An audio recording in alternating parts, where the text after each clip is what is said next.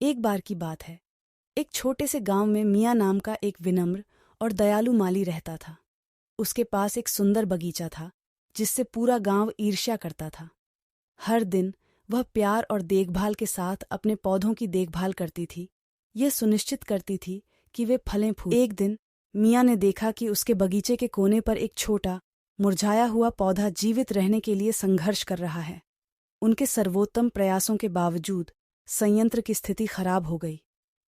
मियाँ ने हार मानने से इनकार कर दिया और पौधे के पोषण में अतिरिक्त समय बिताया। उसने इसे सींचा, कठोर मौसम से बचाया और यहाँ तक कि इसके लिए गाना भी गाया। कई महीने बीत गए और पौधे में सुधार के लक्षण दिखाई देने लगे। ये हरा भरा और जीवंत हो गया, सबसे उत्तम फूल के रूप में खिल गया जिसे मियाँ ने कभी देखा था। गांव इस परिवर्तन से चकित था और उसने मियाँ के समर्पण की प्रशंसा की।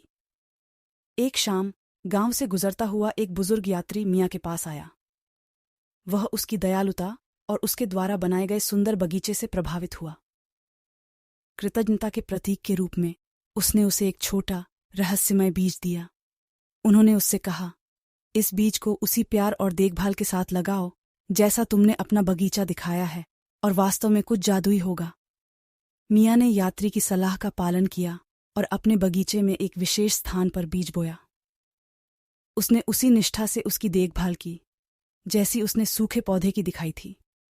दिन हफ्तों में बदल गए और एक सुबह मियाँ उठी तो उसने झिलमिलाती पत्तियों और सुनहरे फलों वाला एक असाधारण पेड़ पाया जहां बीज बोया गया था।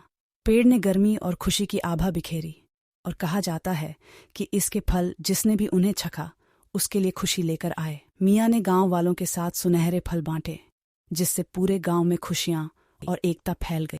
पेड़ दया, करुणा और छोटी से छोटी चीज को भी प्रेम से पोषित करने की शक्ति का प्रतीक बन गया। और इसलिए मियाँ का बगीचा न केवल सुंदरता में बल्कि लोगों के दिलों में भी पनपता रहा। दयालु माली और उसके जादुई पेड़ की कहानी ने सभी को याद दिलाया कि धैर्य